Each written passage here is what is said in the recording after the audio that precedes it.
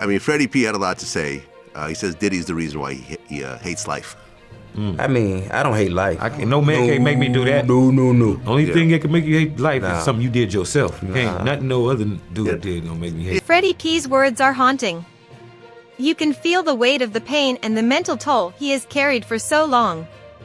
The former Making the Band star is finally opening up about a chapter in his life that was filled with struggles, not success. The fame, the spotlight, and the dreams of making it big in the music industry, all of it came crashing down for him in the most painful way possible. And behind the bright lights was a man who, in Freddy's words, destroyed his life, Sean Diddy Combs. Many people know Freddy P from his time on Making the Band. For those of us who followed the show, it seemed like a ticket to fame and fortune. Freddy had the talent, the charisma, the looks. It seemed like he was on his way to becoming a star. But the reality behind the scenes was nothing like what fans saw on TV. Freddy has shared how, at first, he thought this would be his big break. He was hungry for success, willing to give his all for the chance to make it in the music business.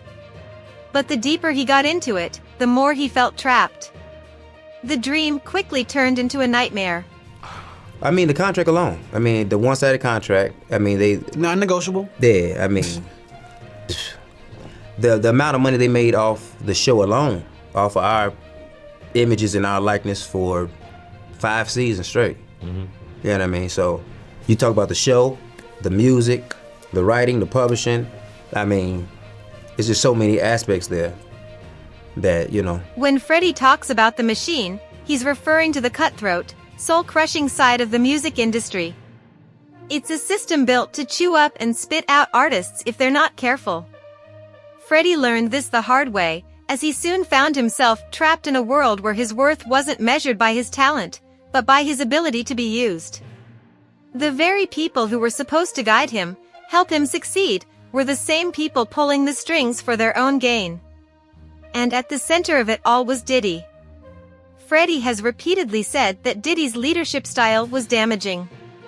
The tension between them wasn't just about musical differences, it was personal.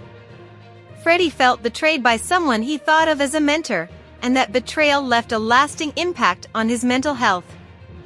Freddy P says the emotional abuse started early, and it became a pattern he couldn't escape. As the reality of the entertainment world set in, Freddy found himself sinking into depression, and with each passing day, his sense of worth and confidence were ripped away. The people who should have been supporting him were the same ones who turned the screws tighter, leaving him to deal with the wreckage of his life on his own. So what do you do when you're in that position? What do you do when you're in a position you put in all the work to get all the money and be in the position you're supposed to be in life, and then somebody puts you in that position? What do you do, like, when you can't go into the regular world and just, you know what I'm saying? It's devastating to hear Freddy say that none of the things we think we want, money, fame, success, are worth it when you're left with nothing but pain and isolation. We live in a world where fame and fortune are glorified, but Freddy's story is a harsh reminder that these things often come at a steep price. The dream of making it big can quickly turn into a nightmare when you realize that the people around you care more about their own success than yours. And it wasn't just about feeling lost in the industry. For Freddy, it reached a point where he had no one to turn to. The loneliness was unbearable. He recalls the dark nights when he thought about ending his life, where he couldn't see any way out. It's a difficult reality, but it's one that many artists face behind closed doors. We often only see the success, but there's so much more happening beneath the surface.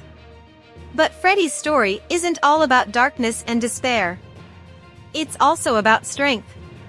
Even when he felt like giving up, Freddy found the courage to keep going. The scars may still be there, but he's trying to heal, and that's something worth talking about.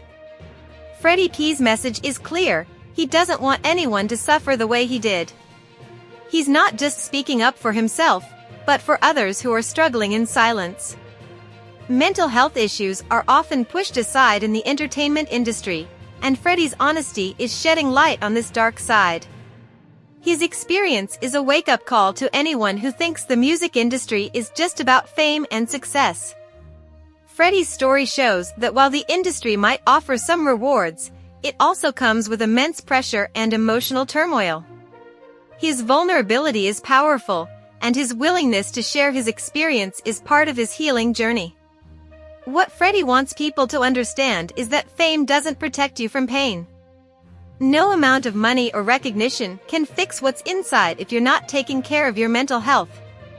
The pressure to succeed, combined with the betrayal he felt, led Freddy to a place he never thought he'd go. And it's only now, after years of struggling, that he's starting to find his way back. Freddy's courage to speak out is part of a larger movement in the entertainment world, where artists and performers are beginning to stand up for their mental health. By sharing his story, Freddy is helping to create a space where other artists can feel safe enough to speak out, too. Let's spread Freddy's message of healing and hope, because no one should have to face their struggles alone. Make sure to subscribe and hit the bell icon to stay updated with more inspiring stories.